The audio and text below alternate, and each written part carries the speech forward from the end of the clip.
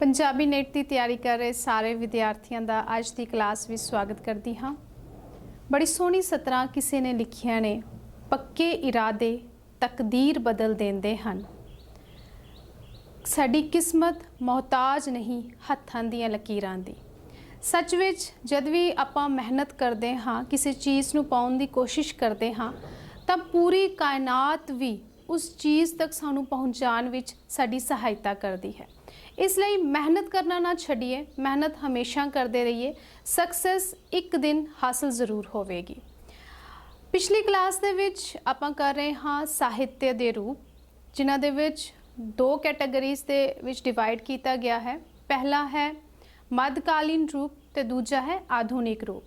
पिछली क्लास दे विच भी आपां आधुनिक रूप कीता सी जीवनी, तो अज दी क्लास विच भी आधुनिक रूप करांगे साहित्य दा स्वै जीवनी, क्योंकि दोनों कॉन्सैप्ट जिहड़े ने आपस विच मिलते हैं।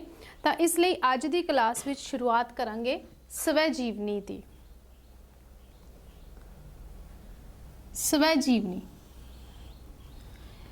ये साहित्य का एक ऐसा रूप है जो लेखक दे निज नाल जुड़िया होया है।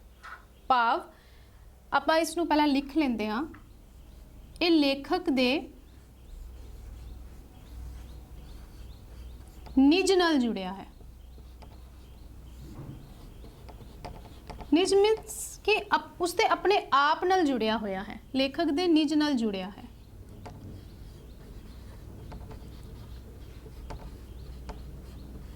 क्योंकि जब आपां जीवनी की गल कीती सी तां उस विच की सी बायोग्राफी, जिसनों आपां अंग्रेजी विच कहंदे हाँ, उसदे विच की सी कि एक लेखक जो सी वो किसी विशेष व्यक्ति के जीवन नूं प्रगट करता सी, उसके जीवन बिरतांत नूं दर्शाउंदा सी।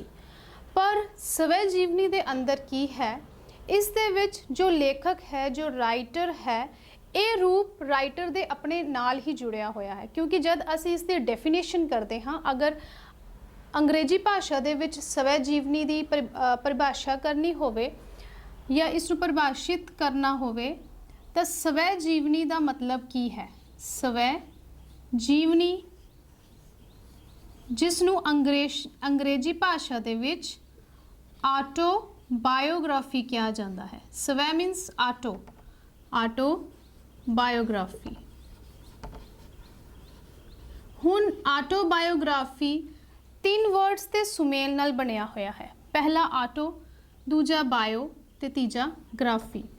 ऑटो का मतलब की है? ऑटो है निज, मतलब अपना आप स्वै। ऑटो का मतलब स्वै, निज। बायो मीन्स जीवन ते ग्राफी मीन्स लिखत। ऑटो मीन्स स्वै, बायो मीन्स जीवन ते ग्राफी मीन्स लिखत। तो जब असी इसकी एक लेमैन की लैंग्वेज में इसकी परिभाषा करते हाँ, तो इसकी परिभाषा की हो जाती है अपने आप की रचना या अपने जीवन की रचना, स्वै जीवन की रचना, स्वै जीवन की लिखत। तो इसके समानार्थी शब्द आप वेख लीए, स्वै जीवनी के समानार्थी शब्द होंगे अपने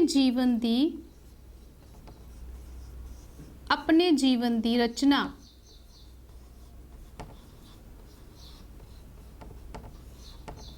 या इसनों आत्म कथा, जो कि हिंदी का वर्ड है आत्म कथा। आत्म कथा भी कहा जाता है। उसके बाद आ गया अपनी जीवन लिखत, अपनी जीवन लिखत मतलब एक ही है, पर कहने दे जिहड़े ढंग ने वो वखरे वखरे ने।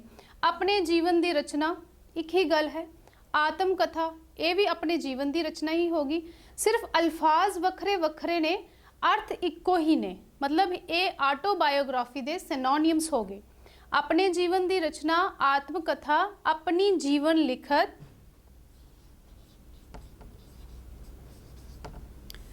कई बार इस तरह भी लिखा आता है अपना जीवन ब्यौरा, ये भी लिख लेंदे ने कई बार, अपना जीवन ब्यौरा।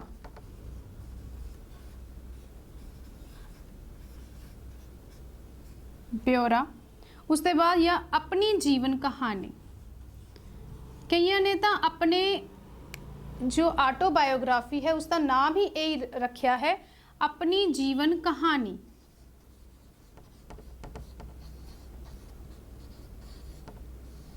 ये कुछ सैनोनियम्स ने, कुछ मिलते हुए शब्द ने जो कि ऑटोबायोग्राफी दे नाल टुकदे ने। ऑटोबायोग्राफी कह लईए इंग्लिश दे विच, या फिर अपनी जीवन रचना, आत्म कथा, अपना जीवन ब्यौरा, सारिਆਂ ਦਾ मतलब एक ही है। जेकर असी जीवनी दे, स्वै जीवनी दे अर्थ करने होण कि स्वै जीवनी दा बिल्कुल छोटे शब्दां दे विच अर्थ की है, तो आपां कह सकते हाँ एक ऐसी रचना जो लेखक दे निज नाल जुड़ी हुई है, जो ऐसी रचना जिस दे विच लेखन अपने जीवन का बिरतांत प्रगट करता है कि उसके जीवन विच किहड़ियां-किहड़ियां घटनावां वापरियां ने, या उसका जीवन जन्म तो लैके मौत तक किस तरह का रहा है। जीवनी और स्वै जीवनी दोनों आपस में मिलदियां ही ने, पर दोनों दे विच मेन डिफरेंस की है। पहला डिफरेंस कि जो जीवनी है वो एक लेखक दूजे इंसान दी लिखदा है, भाव किसी विशेष व्यक्ति के जीवन नूं प्रगटाउंदा है, पर स्वै जीवनी जो है ये लेखक अपने आप दी लिखदा है, अपने जीवन नूं इस दे विच दर्शाउंदा है। मेन इंपॉर्टेंट और मेन डिफरेंस इन्हां दे विच यही है कि जीवनी दे विच अगर असीं गल करिए तां जीवनी दे विच लेखक ते विशेष व्यक्ति, ये दो विशेष व्यक्ति, ये दो पात्र हुंदे ने। लेखक किसी विशेष व्यक्ति के जीवन नूं दर्शाउंदा है, पर जब स्वै जीवनी की गल आती है, स्वै जीवनी ऑटोबायोग्राफी, इस दे विच लेखक जो है वही विशेष व्यक्ति हुंदा है, भाव कि लेखक जो है वही विशेष व्यक्ति हुंदा है, वही अपने जीवन नूं दर्शाउंदा है। इस दे विच सिर्फ एक ही पात्र है और वह है लिखण वाला, जो लिख रहा है वही अपने जीवन नूं बयान कर रहा है। तो ये इस दे विच मेन डिफरेंस आ गया, क्योंकि आपां कह लईए कि जो स्वै जीवनी है वो जीवनी का ही रूप है। एक होर पॉइंट साडे कोल आ गया कि स्वै जीवनी जो है वो जीवनी का ही रूप है। ये छोटे छोटे पॉइंट्स तुहानूं सबजैक्टिव लिखण विच काफ़ी मदद करते हैं, इन्हां नूं तुसीं टेक डाउन कर लेना। स्वै जीवनी जीवनी का ही रूप है, जीवनी का ही रूप है।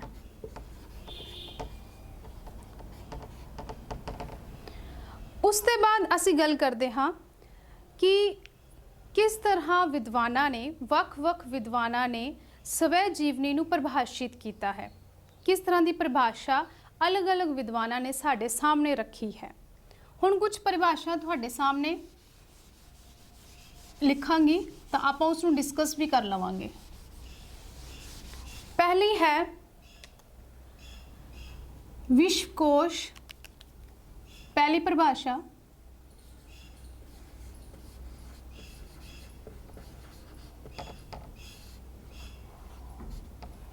पहली है विश्व कोश ब्रिटेनिका। इसके अनुसार स्वै जीवनी नूं किवें परिभाषित किया गया है, तो ये लिखते ने स्वै जीवनी तो भाव है, स्वै जीवनी तो भाव है। देखो परिभाषा दे विच तुसी हेर फेर नहीं कर सकते, जो परिभाषा किसी विद्वान ने दित्तियां होंदियां ने उसनूं एज इट इज़ ही याद करना हुंदा है, क्योंकि वो उसके अपने निजी विचार होंदे ने, उन्हां दे विच तुसी तब्दीली नहीं कर सकते। हाँ, जो उसने वार्तक लिखा हुंदा है या फिर जब वो किसी कहानी नूं लिखदा है तो उस दे विच तुसी अपने तो चीज़ां ऐड कर सकते हो क्वेश्चनस लिखण दे विच या आंसरस लिखण दे विच, पर जो परिभाषा दित्तियां जांदियां ने विद्वानां तरफों उन्हां नूं एज इट इज़ ही सानूं रिमैंबर करना पैंदा है, याद रखना पैंदा है। जीवनी, स्वै जीवनी तो भाव है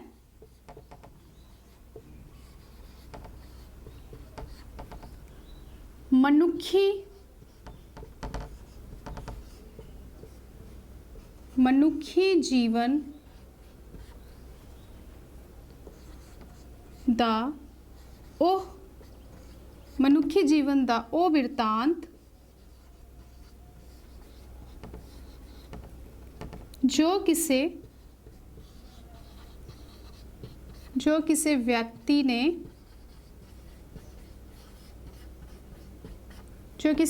ਨੇ ਆਪ ਲਿਖਿਆ ਹੋਵੇ,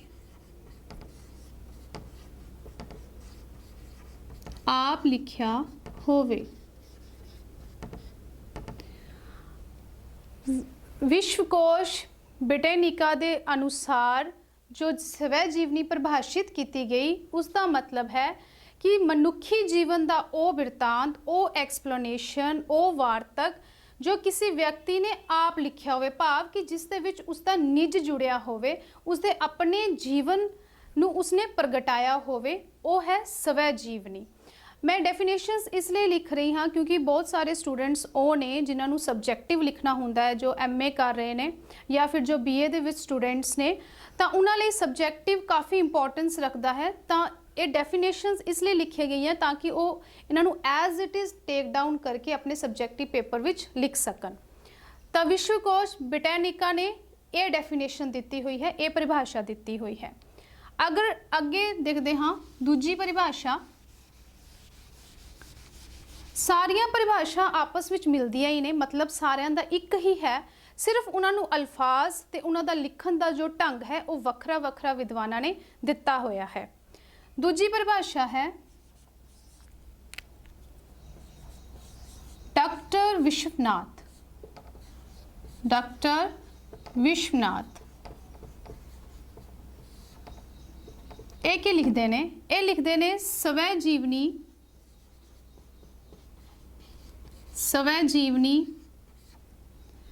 ਵਿੱਚ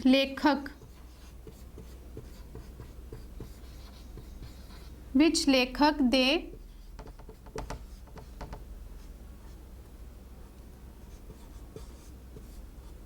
ਨਿੱਜੀ ਜੀਵਨ, ਭਾਵ ਕਿ ਉਸਦੇ ਆਪਣੇ ਜੀਵਨ, ਨਿੱਜੀ ਜੀਵਨ ਦਾ ਬਿਰਤਾਂਤ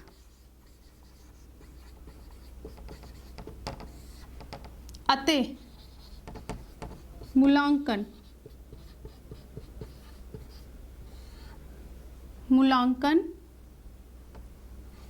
ਹੁੰਦਾ ਹੈ।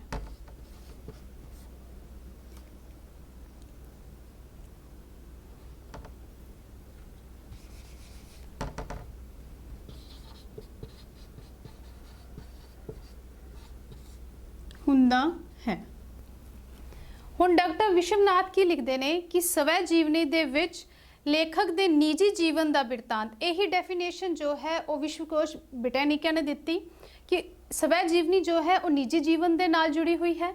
ਸਵੈ ਜੀਵਨੀ ਵਿੱਚ ਲੇਖਕ ਦੇ ਨਿੱਜੀ ਜੀਵਨ ਦਾ ਬਿਰਤਾਂਤ, ਇੱਕ ਚੀਜ਼ ਇਹਨਾਂ ਨੇ ਹੋਰ ਐਡ ਕਰ ਦਿੱਤੀ ਕਿ ਮੁਲਾਂਕਣ ਵੀ ਹੁੰਦਾ ਹੈ, ਭਾਵ ਕਿ ਉੱਥੇ ਜੋ ਲੇਖਕ ਹੈ ਜੋ ਆਪਣੇ ਆਪ ਨੂੰ ਦਰਸ਼ਕਾਂ ਦੇ ਸਾਹਮਣੇ ਪੇਸ਼ ਕਰ ਰਿਹਾ ਹੈ ਉਸ ਦੇ ਵਿੱਚ ਉਹ ਉਹਨਾਂ ਚੀਜ਼ਾਂ ਦਾ ਵੀ ਬਿਉਰਾ ਦਿੰਦਾ ਹੈ ਕਿ ਕਿਵੇਂ ਉਸਨੇ ਜੀਵਨ ਦੇ ਵਿੱਚ ਅਗਰ ਮੁਸ਼ਕਿਲਾਤਾਂ ਆਈਆਂ ਤੇ ਮੁਸ਼ਕਿਲਾਤਾਂ ਦਾ ਸਾਹਮਣਾ ਕੀਤਾ, ਜਾਂ ਕਿੰਨਾ ਚੀਜ਼ਾਂ ਦੇ ਵਿੱਚ ਉਹ ਫੇਲ ਰਿਹਾ ਤੇ ਕਿੰਨਾ ਚੀਜ਼ਾਂ ਦੇ ਵਿੱਚ ਉਹ ਹੋਰ ਕੋਸ਼ਿਸ਼ ਕਰ ਸਕਦਾ ਸੀ, ਭਾਵ ਕਿ ਉੱਥੇ ਆਪਣੇ ਜੀਵਨ ਦੀ ਪਛਾਣ ਵੀ ਕਰਦਾ ਹੈ ਕਿ ਉਸਨੇ ਜੀਵਨ ਦੇ ਅੰਦਰ ਕੀ ਹਾਸਲ ਕੀਤੇ ਨੇ ਤੇ ਕੀ ਉਸ ਤੋਂ ਰਹਿ ਗਿਆ, ਭਾਵ ਕਿ ਮੁਲਾਂਕਣ ਵੀ ਹੁੰਦਾ ਹੈ। ਇੱਕ ਚੀਜ਼ ਜੋ ਹੈ ਉਹ ਡਾਕਟਰ ਵਿਸ਼ਵਨਾਥ ਜੀ ਨੇ ਐਡ ਕੀਤੀ ਹੈ।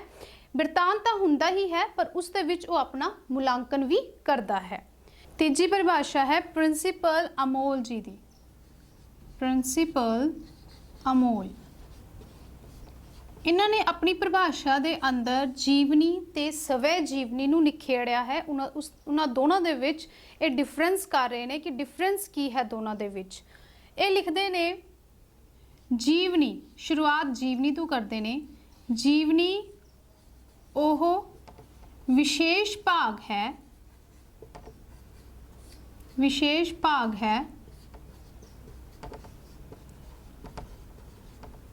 ਜਿਸ ਦਾ ਵਿਸ਼ਾ ਹੁੰਦਾ ਹੈ ਕਿਸੇ ਇੱਕ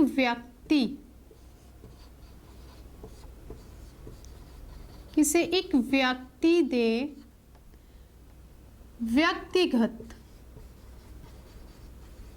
व्यक्तिगत तजर्बियां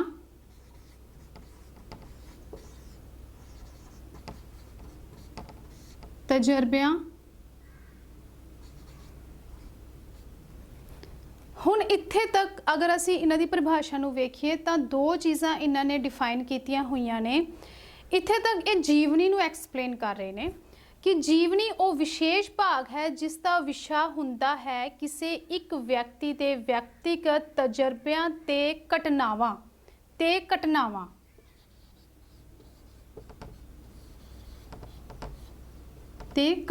ਇੱਥੇ ਤੱਕ ਇਹ ਸਿਰਫ ਜੀਵਨੀ ਨੂੰ ਐਕਸਪਲੇਨ ਕਰ ਰਹੇ ਨੇ ਕਿ ਜਿਸ ਦੇ ਵਿੱਚ ਕਿਸੇ ਵਿਅਕਤੀ ਦਾ ਵਿਅਕਤੀਗਤ ਹੁੰਦਾ ਹੈ, ਉਸਦੇ ਤਜਰਬੇ ਹੁੰਦੇ ਨੇ ਤੇ ਉਸ ਦੇ ਨਾਲ ਜੋ ਵਾਪਰੀਆਂ ਘਟਨਾਵਾਂ ਹੁੰਦੀਆਂ ਨੇ ਉਹਨਾਂ ਨੂੰ ਐਕਸਪਲੇਨ ਕੀਤਾ ਜਾਂਦਾ ਹੈ, ਉਹਨਾਂ ਨੂੰ ਦਰਸ਼ਕਾਂ ਦੇ ਸਾਹਮਣੇ ਪੇਸ਼ ਕੀਤਾ ਜਾਂਦਾ ਹੈ। ਨਾਲ ਹੀ ਹੁਣ ਇਹ ਸਵੈ ਜੀਵਨੀ ਦੀ ਵੀ ਪਰਿਭਾਸ਼ਾ ਦੇ ਰਹੇ ਨੇ।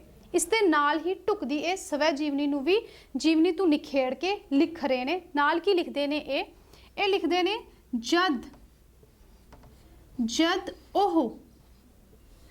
ਜਦ ਉਹ ਤਜਰਬੇ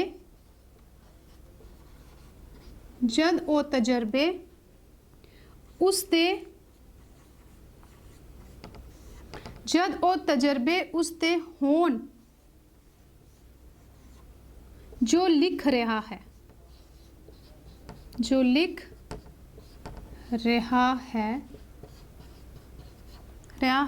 ਤਾਂ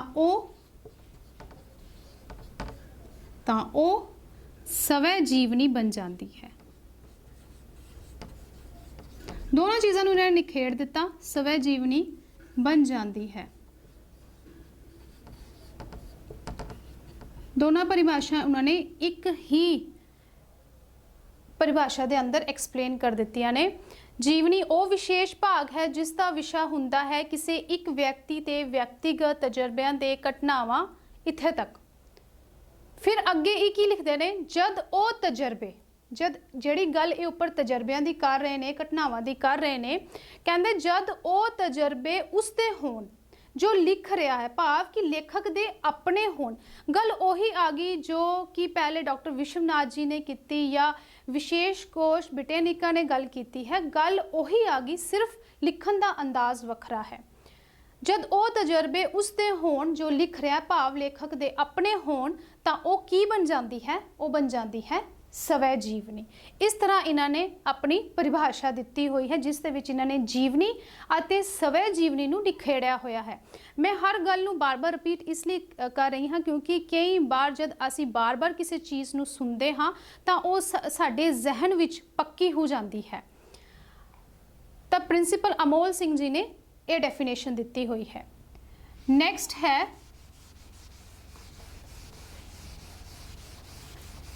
ਇੱਕ ਸਾਹਿਤਿਕ ਗਾਈਡ ਦੇ ਅੰਦਰ ਵੀ ਸਵੈ ਜੀਵਨੀ ਦੀ ਪਰਿਭਾਸ਼ਾ ਮਿਲਦੀ ਹੈ।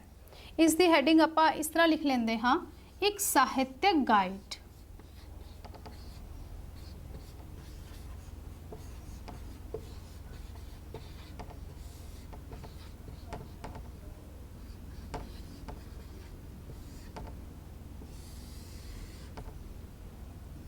ਕਈ ਵਾਰ ਨੈਟ ਦੇ ਪੇਪਰ ਵਿੱਚ ਇਹ ਪਰਿਭਾਸ਼ਾ ਦਿੱਤੀਆਂ ਜਾਂਦੀਆਂ ਨੇ ਤੇ ਥੱਲੇ ਆਪਸ਼ਨ ਦਿੱਤੇ ਜਾਂਦੇ ਨੇ ਕਿ ਇਹ ਪਰਿਭਾਸ਼ਾ ਕਿਸ ਨੇ ਦਿੱਤੀ, ਤਾਂ ਉੱਥੇ ਫਿਰ ਸਾਨੂੰ ਸਹੀ ਆਪਸ਼ਨ ਲਗਾਉਣਾ ਹੁੰਦਾ। ਇਸ ਲਈ ਸਾਨੂੰ ਯਾਦ ਰੱਖਣਾ ਚਾਹੀਦਾ ਹੈ ਕਿ ਕਿਹੜੀ ਪਰਿਭਾਸ਼ਾ ਕਿਸ ਵਿਦਵਾਨ ਨੇ ਦਿੱਤੀ ਹੋਈ ਹੈ ਜਾਂ ਕਿਹੜੀ ਪਰਿਭਾਸ਼ਾ ਕਿਸ ਵਿਸ਼ੇਸ਼ ਕੋਸ਼ ਤੋਂ ਸਾਨੂੰ ਮਿਲਦੀ ਹੈ। ਤਾਂ ਇਹ ਮੇਨ ਕੁਝ ਪਰਿਭਾਸ਼ਾਵਾਂ ਨੇ ਜੋ ਸਾਨੂੰ ਯਾਦ ਰੱਖਣੀਆਂ ਨੇ।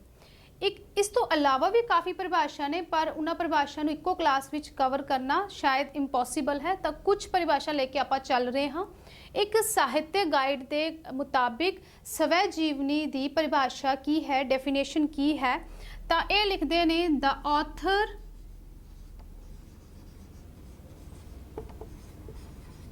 author of an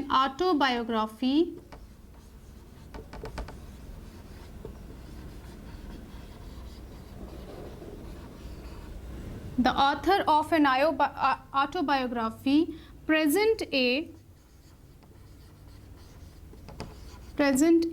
continuous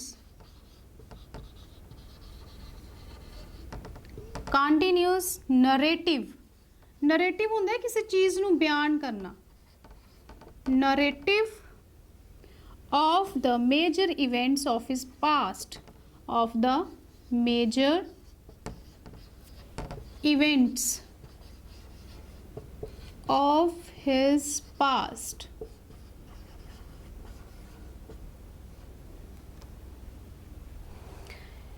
ਹੁਣ ਇੱਕ ਸਾਹਿਤਿਕ ਗਾਈਡ ਦੇ ਅਨੁਸਾਰ ਆਟੋਬਾਇਓਗ੍ਰਾਫੀ ਦੀ ਡੈਫੀਨੇਸ਼ਨ ਕੀ ਹੈ, ਇਹ ਲਿਖਦੇ ਨੇ the author of an autobiography present a continuous narrative of the major events of his past, ਕਿ ਜੋ ਲੇਖਕ ਹੈ ਉਹ ਆਪਣੇ ਜੀਵਨ ਦੇ ਅੰਦਰ ਜੋ ਘਟਨਾਵਾਂ ਉਸਦੇ ਜੀਵਨ ਦੇ ਵਿੱਚ ਭੂਤਕਾਲ ਦੇ ਵਿੱਚ ਵਾਪਰ ਚੁੱਕੀਆਂ ਨੇ, ਪਾਸਟ ਦੇ ਵਿੱਚ ਵਾਪਰ ਚੁੱਕੀਆਂ ਨੇ, ਉਹਨਾਂ ਦਾ ਉਹ ਬਿਊਰਾ ਦਿੰਦਾ ਹੈ, ਉਹਨਾਂ ਨੂੰ ਉਹ ਐਕਸਪਲੇਨ ਕਰਦਾ ਹੈ, ਉਹਨਾਂ ਦਾ ਨੈਰੇਟਿਵ ਕਰਦਾ ਹੈ, ਬਿਆਨ ਕਰਦਾ ਹੈ। ਹੁਣ ਇੱਥੇ ਪਾਸਟ ਦੀ ਗੱਲ ਕਿਉਂ ਕੀਤੀ ਗਈ? ਕਿਉਂਕਿ ਜਦ ਵੀ ਆਪਾਂ ਕੋਈ ਲਿਖਤ ਲਿਖਦੇ ਹਾਂ, ਉਹ ਲਿਖਤ ਅਸੀਂ ਫਿਊਚਰ ਵਿੱਚ ਪ੍ਰੈਜ਼ੈਂਟ ਵਿੱਚ ਲਿਖ ਰਹੇ ਹੁੰਦੇ ਹਾਂ, ਤਾਂ ਆਪਾਂ ਗੱਲ ਕਿਸ ਦੀ ਕਰਦੇ ਹਾਂ? ਪਾਸਟ ਦੀ ਗੱਲ ਕਰਦੇ ਹਾਂ। ਜੋ ਇੱਕ ਦਿਨ ਵੀ ਪਹਿਲਾਂ ਸਾਡੇ ਨਾਲ ਕੋਈ ਚੀਜ਼ ਵਾਪਰੀ ਹੋਵੇ ਤਾਂ ਉਹ ਸਾਡਾ ਪਾਸਟ ਹੋ ਜਾਂਦਾ ਹੈ। ਤਾਂ ਇਸ ਲਈ ਇਸ ਦੇ ਵਿੱਚ ਲੇਖਕ ਕਿਹੜੀ ਗੱਲ ਕਰਦਾ ਹੈ? ਆਪਣੇ ਭੂਤਕਾਲ ਦੀ, ਜੋ ਪਾਸਟ ਦੇ ਵਿੱਚ ਉਸਦੇ ਨਾਲ ਚੀਜ਼ਾਂ ਵਾਪਰੀਆਂ ਨੇ, ਉਸਦੇ ਐਕਸਪੀਰੀਅੰਸ ਨੇ, ਉਹ ਸਾਰੀਆਂ ਗੱਲਾਂ ਦਾ ਜ਼ਿਕਰ ਉਹ ਆਟੋਬਾਇਓਗ੍ਰਾਫੀ ਦੇ ਅੰਦਰ ਕਰਦਾ ਹੈ। ਇਹ ਕੁਝ ਪਰਿਭਾਸ਼ਾ ਸਨ ਜੋ ਕਿ ਅਲੱਗ-ਅਲੱਗ ਵਿਦਵਾਨਾਂ ਨੇ ਜਾਂ ਕੁਝ ਸਾਹਿਤਿਕ ਗਾਈਡਸ ਤੋਂ ਲਿੱਤੀਆਂ ਗਈਆਂ ਨੇ। ਹੁਣ ਸਵੈ ਜੀਵਨੀ ਦੇ ਨਾਲ ਮਿਲਦੇ ਕੁਝ ਸਾਹਿਤਿਕ ਰੂਪ ਵੀ ਨੇ। ਇੱਕ ਵਿਦਵਾਨ ਨੇ B.R.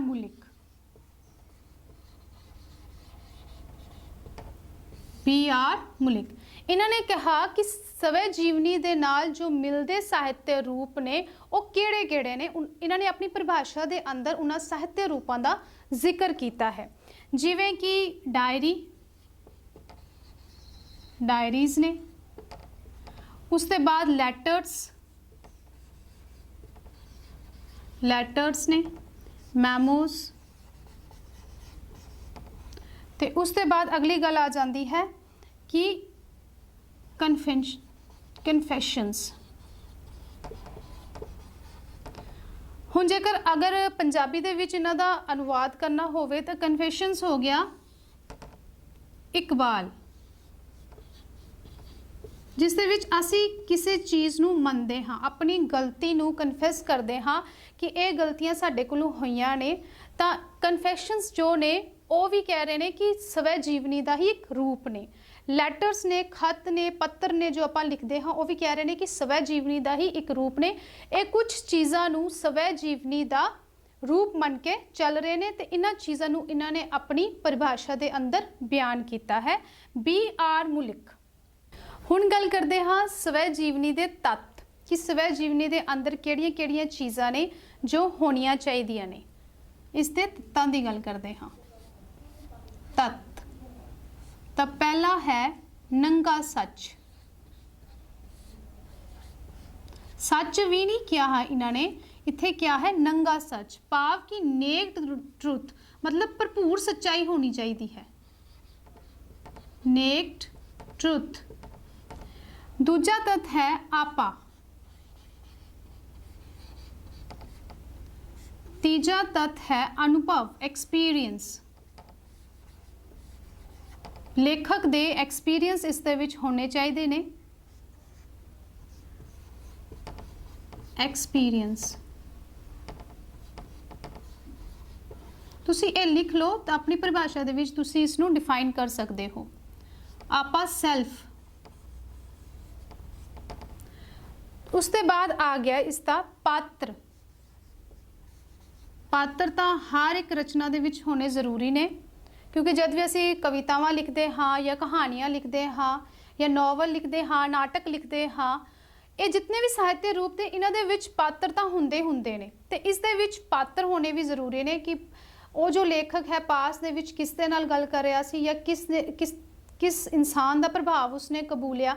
ਜਾਂ ਕਿਸ ਕਿਸ ਦੇ ਨਾਲ ਉਸਨੇ ਆਪਣੇ ਐਕਸਪੀਰੀਅੰਸ ਸ਼ੇਅਰ ਕੀਤੇ। मतलब बहुत ਸਾਰੀਆਂ ਗੱਲਾਂ ਜੋ ਨੇ, ਕਿਉਂਕਿ ਸਾਡੀ ਜ਼ਿੰਦਗੀ ਵਿੱਚ ਜਦ ਵੀ ਅਸੀਂ ਇੱਕ ਸਮਾਜਿਕ ਜ਼ਿੰਦਗੀ ਵਿੱਚ ਵਿਚਰਦੇ ਹਾਂ ਤਾਂ ਬਹੁਤ ਸਾਰੇ ਲੋਕਾਂ ਦੇ ਨਾਲ ਸਾਡਾ ਰਾਬਤਾ ਕਾਇਮ ਹੁੰਦਾ ਹੈ, ਬਹੁਤ ਸਾਰੇ ਰਿਸ਼ਤੇ ਸਾਡੇ ਬੰਦੇ ਨੇ ਜਿਨ੍ਹਾਂ ਦਾ ਪ੍ਰਭਾਵ ਸਾਡੇ ਜੀਵਨ ਉੱਤੇ ਪੈਂਦਾ ਹੈ।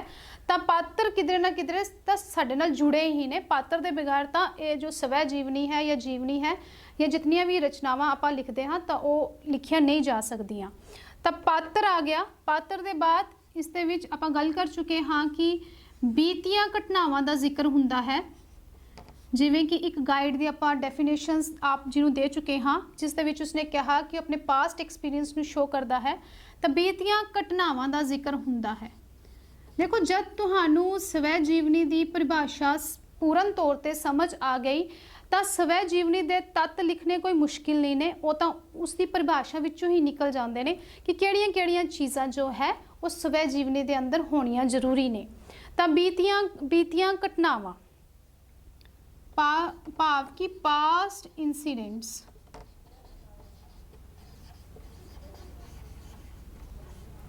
ਉਸ ਤੋਂ ਬਾਅਦ ਆ ਗਿਆ ਸਾਡਾ ਇਤਿਹਾਸਿਕਤਾ। ਇਤਿਹਾਸਿਕਤਾ ਬਹੁਤ ਜ਼ਰੂਰੀ ਹੈ।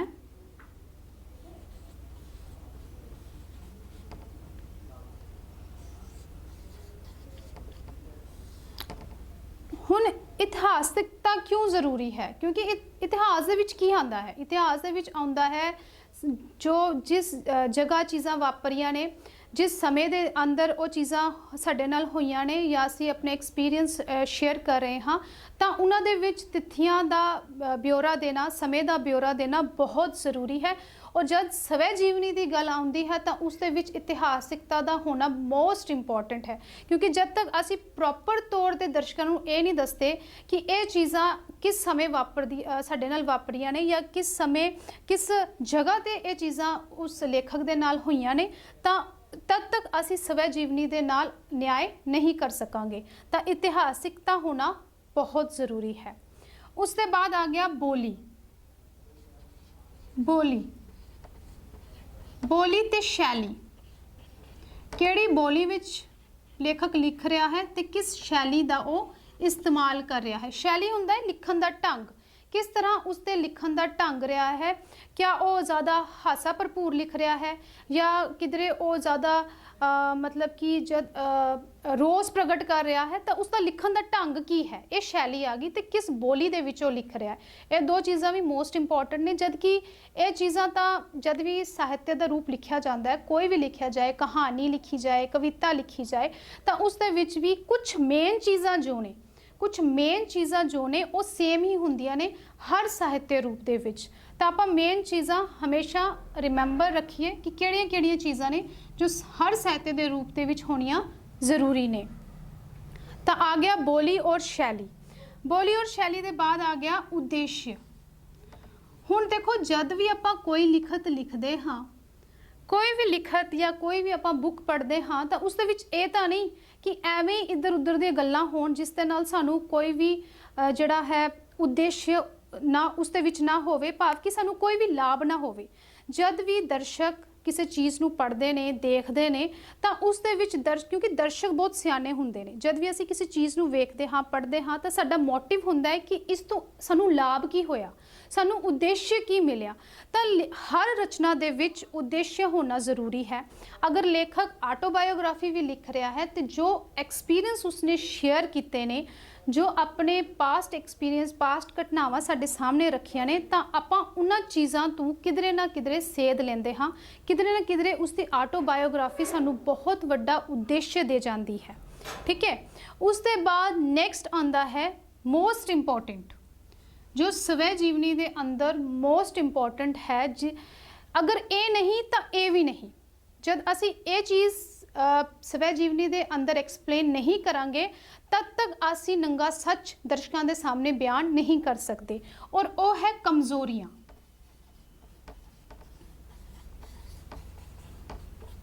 कमजोरियां। स्वै जीवनी एक ऐसा साहित्य है जिसदे विच लेखक अपनियां कमजोरियां भी दसदा है। हुण जीवनी की जब आपां गल करते हाँ, मैं किसी दे एक्सपीरियंस नूं लिख रही हाँ, तो कई बार मैनूं उसकी कमजोरियां का नहीं पता हुंदा। मैं ਤਾਂ ਉਹੀ ਚੀਜ਼ਾਂ ਲਿਖਦੀ ਹਾਂ ਜੋ ਉਹ ਸਮਾਜ ਦੇ ਸਾਹਮਣੇ ਦਿਖ ਰਿਹਾ ਹੈ, ਜਿਸ ਤਰ੍ਹਾਂ ਦਾ ਉਹ ਦਿਖ ਰਿਹਾ ਹੈ, ਜਿਸ ਤਰ੍ਹਾਂ ਦਾ ਉਹ ਬੰਦਾ ਸਮਾਜ ਦੇ ਵਿੱਚ ਵਿਚਰ ਰਿਹਾ ਹੈ, ਉਹਨਾਂ ਚੀਜ਼ਾਂ ਨੂੰ ਹੀ ਮੈਂ ਆਪਣੀ ਜੀਵਨੀ ਦੇ ਅੰਦਰ ਐਕਸਪਲੇਨ ਕਰਾਂਗੀ, ਕਿਉਂਕਿ ਮੈਂ ਕਿਸੇ ਦਾ ਜੀਵਨ ਲਿਖ ਰਹੀ ਹਾਂ। जब मैं अपना जीवन लिखना है तो मेरे अंदर जो कमजोरियां रही ने वो मैं आप जानती हाँ कि कित्थे मैं फेल रही हाँ, कित्थे मैनू सक्सैस हासिल हुई, कित्थे मैं बहुत कुछ कर सकती सा मैं कर नहीं पाई, मैं कमज़ोर रही। तो उन्हां चीज़ां नू बयान करना स्वै जीवनीकार लई बहुत ज़रूरी है, क्योंकि जब तक वो अपनी कमज़ोरियां नू बयान नहीं करता तब तक वो साडे सामने नंगा सच पेश नहीं कर सकता, नेक टुत साडे सामने नहीं आ सकती। तो कमज़ोरियां नू बयान करना स्वै जीवनी का मोस्ट इंपॉर्टेंट तत्व है, और यही एक कारण रहा है, यही एक कारण रहा है कि स्वै जीवनी जो रचना है, साहित्य का रूप है, वो बहुत ही घट लिखा गया है। घट क्यों लिखा गया है? क्योंकि हर इंसान ਲਈ ਇਹ ਕੋਈ ਸੌਖਾ ਕੰਮ ਨਹੀਂ ਕਿ ਉਹ ਆਪਣੀਆਂ ਕਮਜ਼ੋਰੀਆਂ ਨੂੰ ਜਗ ਜ਼ਾਹਿਰ ਕਰ ਸਕੇ। ਹੁਣ ਮੇਰੇ ਲਈ ਵੀ ਇਹ ਸੌਖਾ ਕੰਮ ਨਹੀਂ ਕਿ ਮੈਂ ਆਪਣੀ ਕਮਜ਼ੋਰੀਆਂ ਨੂੰ ਤੁਹਾਨੂੰ ਦੱਸ ਸਕਾਂ ਕਿ ਮੇਰੇ ਅੰਦਰ ਕੀ ਕੀ ਕਮਜ਼ੋਰੀਆਂ ਨੇ, ਕਿਉਂਕਿ ਸਾਡਾ ਇਹ ਸੁਭਾਅ ਬਣ ਚੁੱਕਿਆ ਹੈ ਕਿ ਅਸੀਂ ਹਮੇਸ਼ਾ ਆਪਣੀਆਂ ਕਮਜ਼ੋਰੀਆਂ ਨੂੰ ਲੁਕਾਉਂਦੇ ਹਾਂ, ਤੇ ਜੋ ਸਾਡੇ ਅੰਦਰ ਚੰਗੀਆਂ ਚੀਜ਼ਾਂ ਨੇ ਜਾਂ ਜਿਨ੍ਹਾਂ ਦੇ ਵਿੱਚ ਅਸੀਂ ਪਰਫੈਕਟ ਹਾਂ ਉਹ ਅਸੀਂ ਸਮਾਜ ਦੇ ਸਾਹਮਣੇ ਪੇਸ਼ ਕਰਦੇ ਹਾਂ।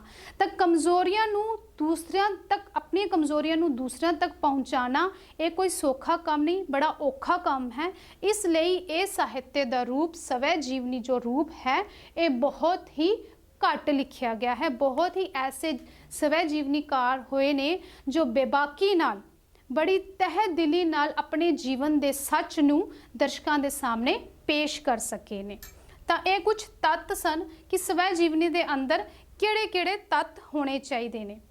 ਤੇ ਹੁਣ अगर जेकर ਅਸੀਂ स्वै जीवनी ਦੇ अंदर कुछ होर ਗੱਲਾਂ ਨੂੰ ਇਨਕਲੂਡ ਕਰਨਾ ਹੋਵੇ ਤਾਂ ਆਪਾਂ ਕਹਿ ਸਕਦੇ ਹਾਂ ਕਿ ਮਨੁੱਖ ਦੇ ਜੀਵਨ ਦਾ ਠੋਸ ਤੇ ਪ੍ਰਮਾਣਿਕ, ਮੋਸਟ ਇੰਪੋਰਟੈਂਟ, ਮਨੁੱਖ ਦੇ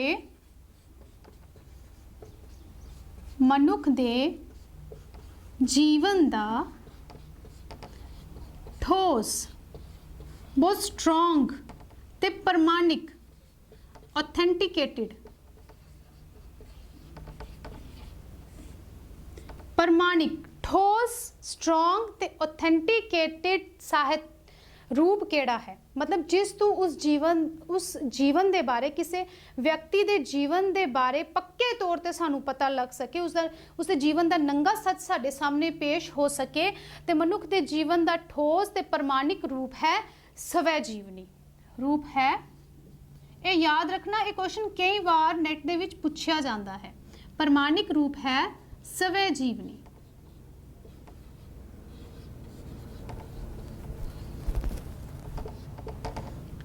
ठीक है जी, ये बहुत इंपॉर्टेंट चीज़ है, आप टेक डाउन कर लेना।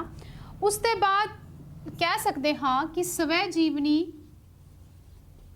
जेकर असीं होर चीज़ां इस दे विच इनकलूड करनियां होण, स्वै जीवनी तजर्बियां दा संग्रह है।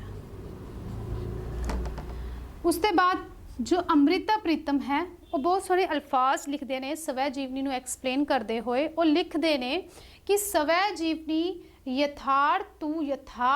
यथार्थवाद का सफ़र है। स्वै जीवनी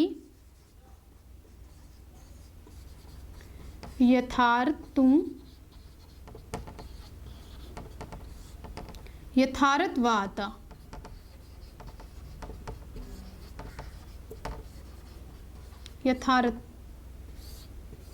यथार्थवाद का सफ़र है। ये किसने कहा? ये कहा अमृता प्रीतम ने। आप सारे जानते ही होवोगे, मोस्ट फेमस इंडियन राइटर रही ने, पंजाबी राइटर रही है अमृता प्रीतम। यथार्थवाद का सफ़र है स्वै जीवनी, भाव की रियल तू, सच्चाई तू रियलिज्म तक सानू ये साहित्य रूप पहुँचाता है। यथार्थवाद का सफ़र है। उसके बाद आ गया कि स्वै जीवनी का जो मूल धुरा है, मूल धुरा की है स्वै जीवनी का, तो वह है अपने आप की पछाण। स्वै जीवनी का मूल धुरा है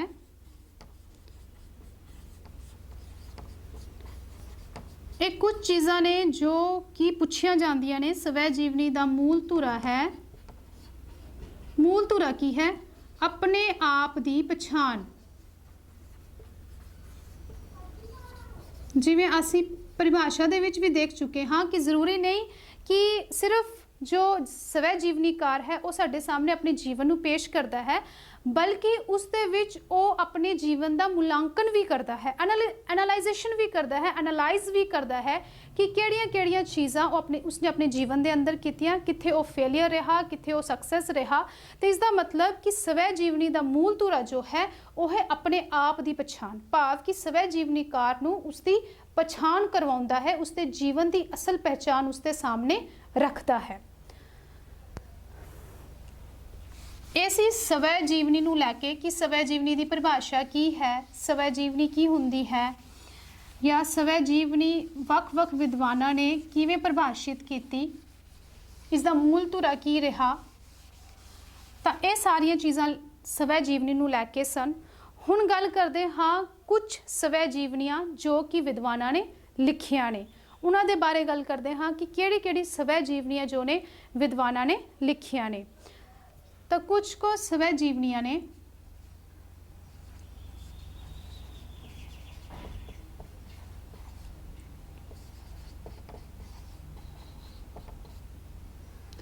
जिवें कि रसीदी टिकट,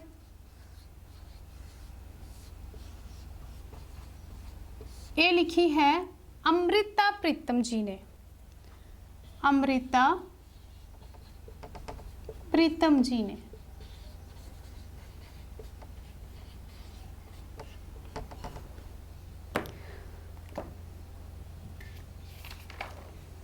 उसके बाद है नंगे पैरां दा सफ़र जो 1980 विच दलीप कौर टिवाना जी ने लिखी।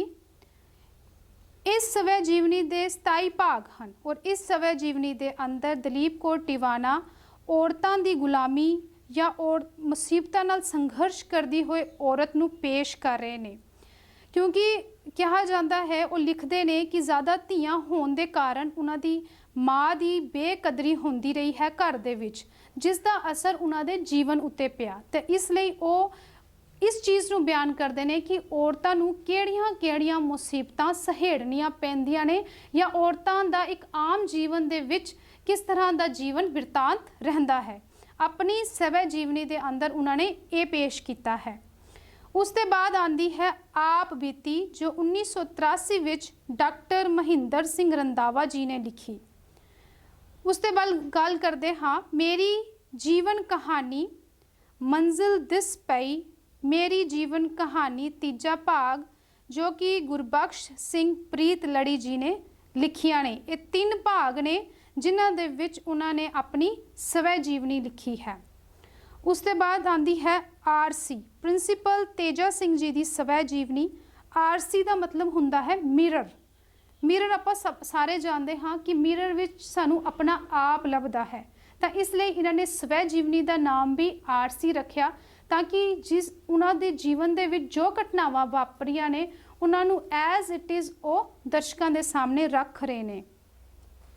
उसके बाद है मेरी दुनिया नानक सिंह जी की, पंग डंडियाँ बचिंत कौर जी दियाँ, मेरी जीवन कहानी प्रोफैसर साहिब सिंह जी दी जिन्हों ने गुरु ग्रंथ साहिब जी का टीका किया है।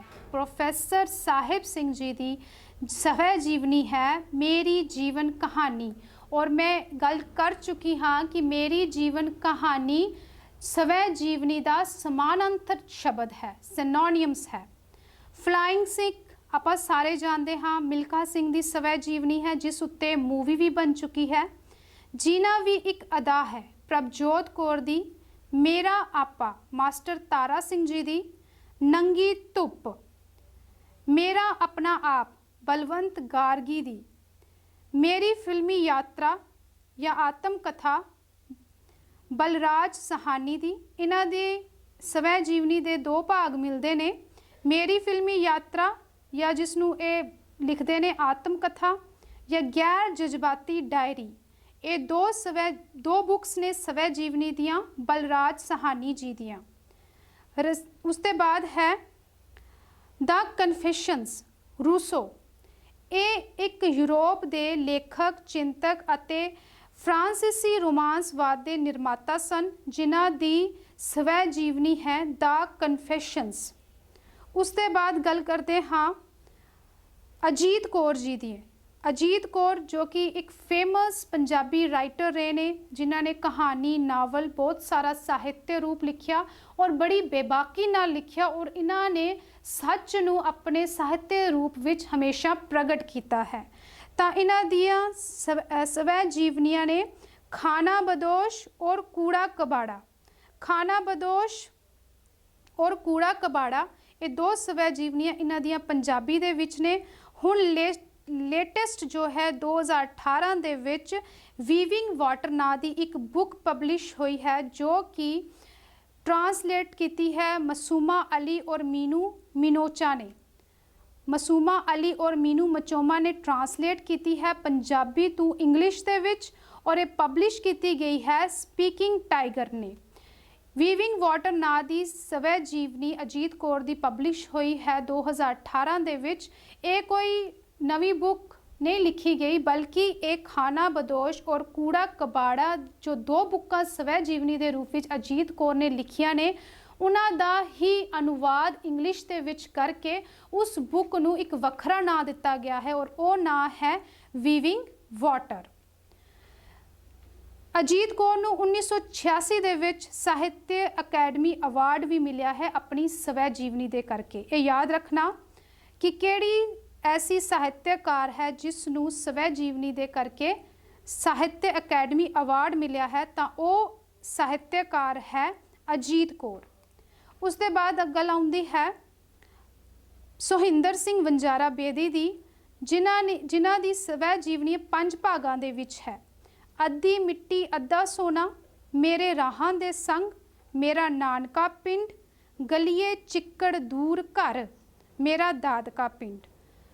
इस दे विच मोस्ट इंपॉर्टेंट है गलिए चिक्कड़ दूर घर, क्योंकि इस दे करके ये बुक जिहड़ी है ये साहित्य कला परिषद अवार्ड लिए भी चुनी गई है। सोहिंदर सिंह वंजारा बेदी दी ये बुक साहित्य कला परिषद अवार्ड लिए चुनी गई है। उसके बाद है मेरी साहित्यक सवै जीवनी, जो कि 1992 विच जसवंत सिंह नेकी जी ने लिखी। और एक मोस्ट इंपॉर्टेंट थिंग इत्थे ये कि जितनियां भी सवै जीवनियां लिखिया गई ने वो सारियां वार्तक रूप दे विच लिखिया गई ने, पर जो जसवंत सिंह नेकी जी की सवै जीवनी है, मेरी साहित्यक सवै जीवनी बुक का नाम है, जो 1992 दे विच लिखी गई, पर यह सवै जीवनी कविता रूप दे विच है। मोस्ट इंपॉर्टेंट ये क्वेश्चन आ जाता है किहड़े सवै जीवनीकार ने जिन्हां ने अपनी सवै जीवनी कविता रूप दे विच लिखी है, तो वो सवै जीवनीकार ने जसवंत सिंह नेकी। इन्हों भारतीय साहित्य अकादमी अवार्ड भी मिलिया है अपनी रचना करुणा दी छो तू मगरू, इसलिए इन्हों भारतीय साहित्य अकादमी सम्मान भी दिता गया है। उसके बाद है जीवन गाथा संत संपूर्ण सिंह जी दी। ये कुछ जीवनियां सन जो कि वख-वख जीवनीकारां ने लिखियां ते साडे सामने आईयां, और इन्हां सवै जीवनियां नूं पढ़ के सानू अपने जीवन दे अंदर कोई ना कोई उद्देश्य ज़रूर मिलता है। उम्मीद है अज दी क्लास विच आप सारिਆਂ ਨੂੰ जो सबजैक्ट विशा पढ़ाया गया है वो पूर्ण तौर पर समझ आ गया होवेगा। अगली क्लास दे विच साहित्य दे एक होर रूप दे नाल आप जी दे रूबरू होवांगे, और कोशिश करांगे कि जो सबजैक्ट तुहाडे सामने लेके आउंदे हाँ उस दे विच तुहानू भरपूर जानकारी दित्ती जावे। जेकर तुसी अजे तक साडा चैनल सबसक्राइब नहीं किया तो कर लो, और ये जो वीडियो है अपने दोस्तों मित्रों तक भी शेयर कर लो, ताकि वध तो वध इन्फॉर्मेशन दूजियां तक भी पहुँच सके। अज दी क्लास विच इतना ही, धन्यवाद।